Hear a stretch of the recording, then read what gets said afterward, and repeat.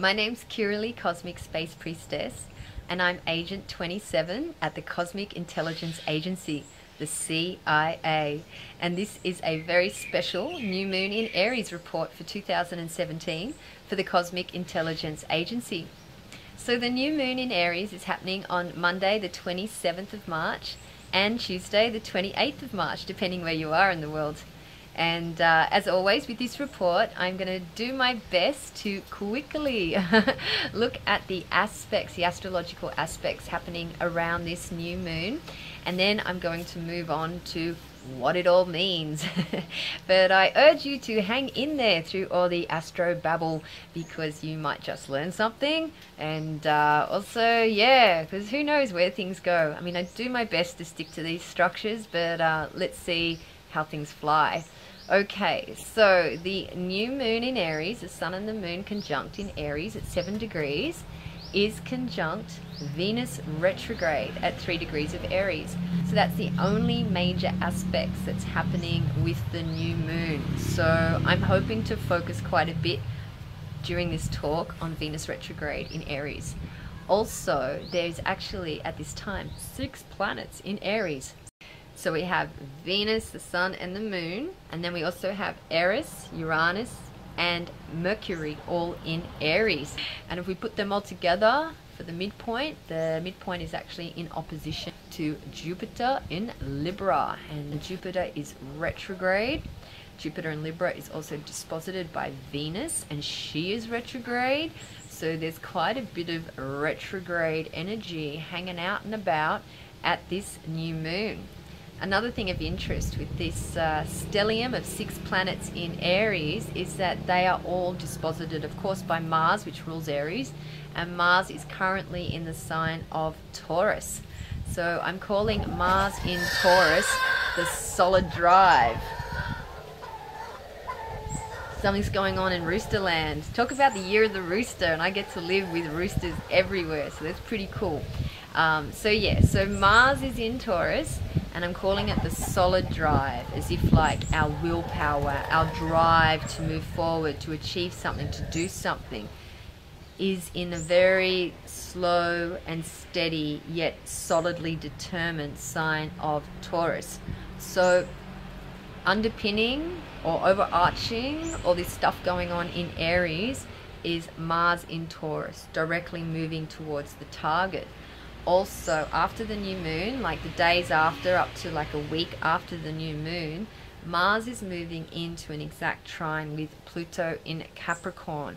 So this is a really super powerful drive to achieve something, all in the earth sign. So it's probably to do with our work, to do with our finances, and there's something quite transformative in this drive, as if like our work and our drive for our work is also driving us into a whole new dimension of our being. Woohoo.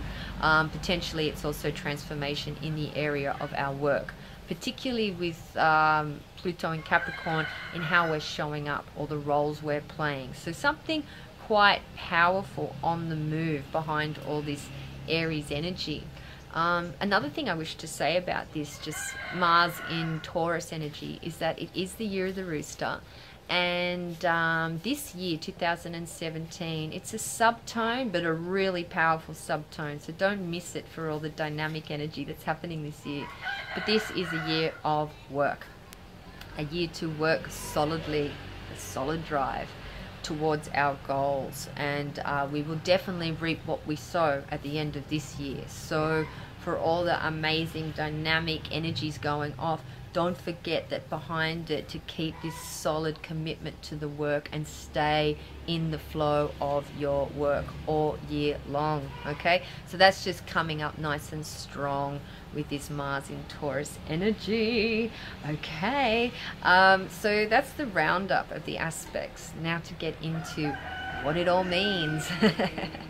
So since there's 6 planets in Aries, I thought I'll talk a bit about the Aries energy in general, and then talk about what's going on with Venus in Aries, Venus retrograde in Aries. So Aries. Aries is ruled by Mars. It's the archetypal masculine, the archetypal warrior energy. So it's also phallic energy. So the energy that we're working with Mars comes from the genitals. It's our mojo. We are driven from this level to go after what we want, to chase our desires, you know, and to unashamedly just go for it. Just do it, you know. So there's not that much thinking or processing goes into these actions. It's more about having an intuitive sense of something and going towards it and thinking about it as we get moving. Now we know that the mind works a lot better when we are moving, so this is kind of like the Aries modus operandi. Just get going, just go for it, just do it, and I'll work it out on the road. Like, all the information I need will come to me, or I'll think about it later. Right now I need to do, go, go, go. So Mars is highly aroused through sexual energy, through seeing others and being aroused by them, but also through competition. If it senses that there's anyone competing with them, it'll like pick up the energy and pick up the pace and get very motivated. So competitive energies, motivated through conflict, actually enjoys conflict, likes to have an opposition, and they can know themselves through encountering an opposition, likes to feel the force of energy, vitality, aggression, energy, also likes to be affirmative, go for what it wants, likes to be bold, likes to be courageous, likes to lead, likes to head the pack, the kind of leader that charges off first and everyone chases. That's the Aries leadership style. Very pioneering, likes to be the first. It's the first sign of the zodiac. So what's interesting is that we'd think like, yeah, new moon in Aries, this is like, it just suits the vibration of Aries so much to have a new moon in the new sign of Aries. But there feels to me like there's a massive handicap going on at this new moon in Aries, because it is conjunct Venus retrograde in Aries. Now, traditionally, Venus is considered to be in detriment when in the sign of Aries, because she's the archetypal feminine. She finds herself in the sign of the archetypal masculine. So it's considered like a handicap or a disability to that kind of Venus in Aries. But I don't buy into the traditional judgment around planets in signs so much. I think I've mentioned this before in past videos, because I've got a bunch of planets in detriment, so of course I'm not buying it. Anyway, I like to look at things more evolutionary in terms of like, well, if this is the case karmically, let's say, why? And what are the opportunities that come from that for growth? You know, much better way to understand conditions in life. So a Venus in Aries type,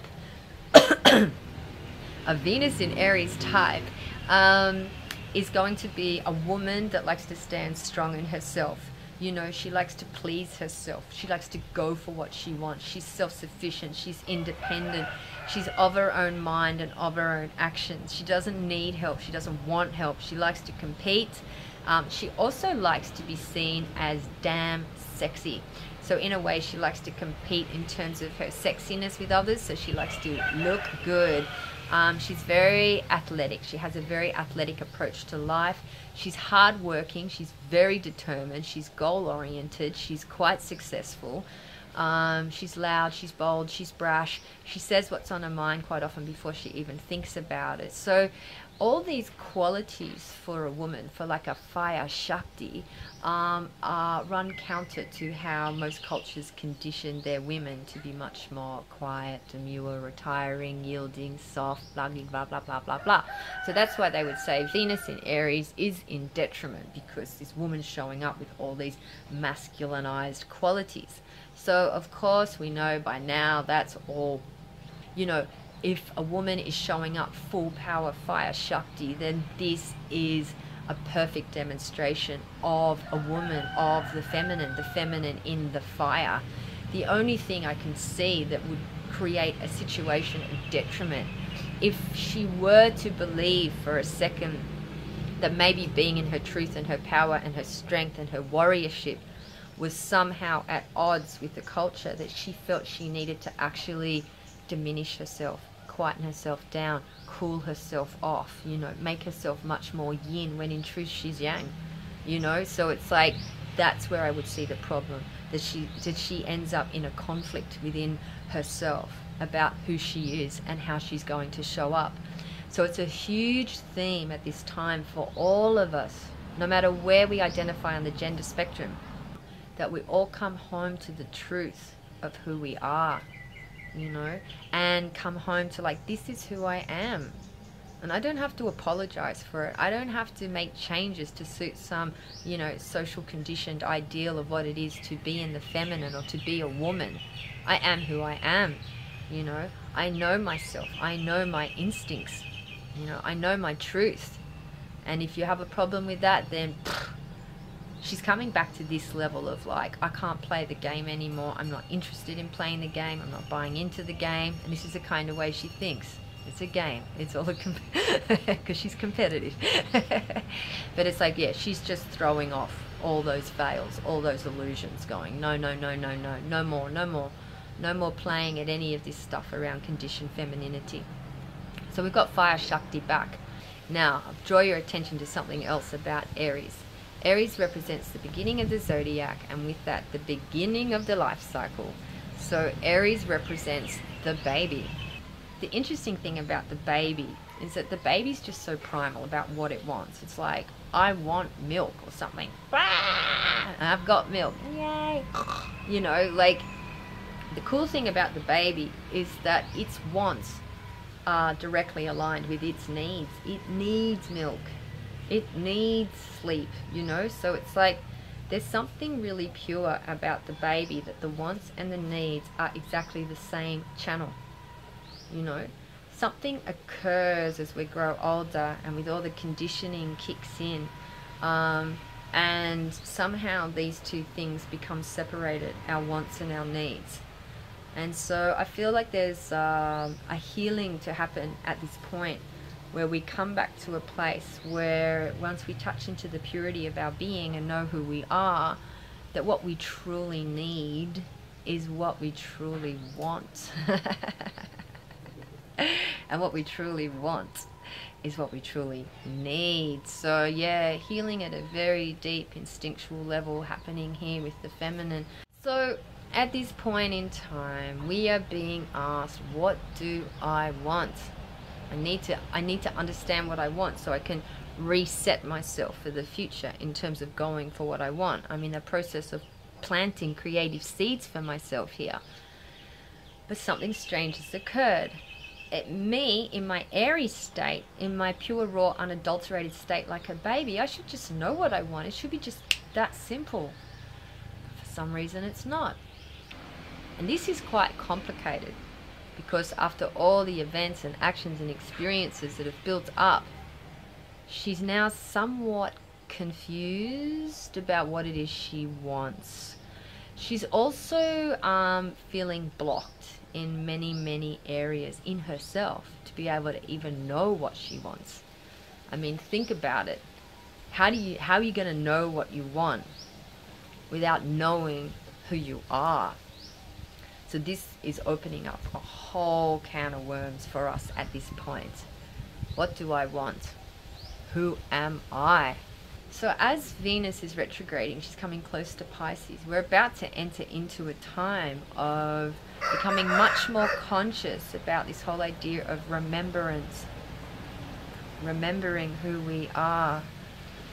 We need to do this so we can pick up the threads of our soul journey. And part of this deliberation too, because of the Jupiter opposition in Libra, Jupiter retrograde, so there's a lot of like internalization going on around this too. We're looking to harmonize within ourselves, our inner masculine and our inner feminine, accept ourselves as both masculine and feminine beings, and accept the fullness of ourselves in that, you know, but also to put forward our wants and needs in terms of how we want to move into sacred partnerships or relationships that we want to engage in the future.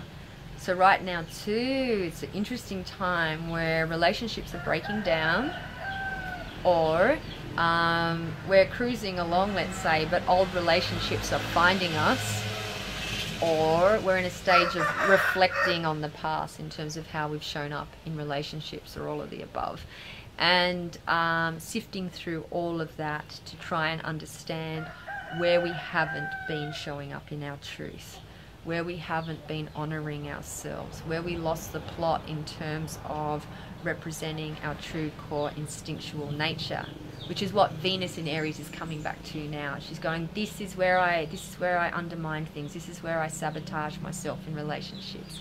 So it's so important for me now during this retrograde phase to come back home to myself, back to the truth within. She's destined to come out of this retrograde phase. She's still got time for her to meet Chiron, which I'll talk about next time because there's an amazing story there. But she's destined to come out of this phase, like I said, planting the creative seeds. She's going to look to have fertilized of her future progression. And this will come from a place of that unification of her wants and needs. So her desires are completely in line with her highest good and her greatest evolution.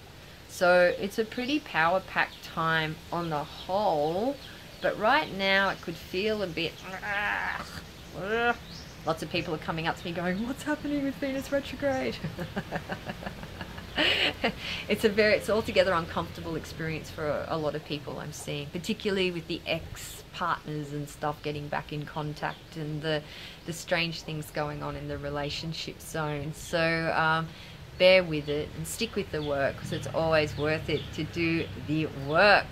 So I think I'll round up there. I'll come back in a fortnight with the full moon report. And by that time I'm going to tell you the story I have to tell you around Venus conjuncting Chiron.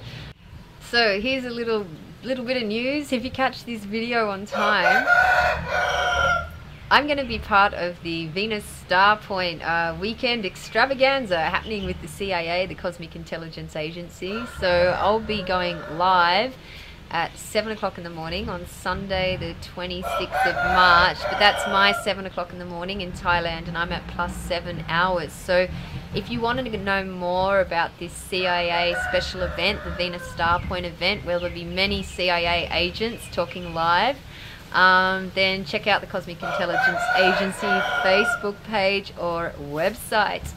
As well, if you enjoy my videos, you're welcome to come over to my YouTube channel, Kirilly Cosmic Space Priestess, and I would love it if you were to subscribe. Also, if you want to find me on Facebook, I'm at Kirilly Cosmic Space Priestess on Facebook. And if you're interested in an astrology reading, you're welcome to contact me there on Facebook in a private message. Or if you don't have Facebook, you can email me at kirilly@healingwithimagination.com.au. So that's it for me now. Have a fantastic new moon. Remember, it's always good to find out where the new moon is in your chart.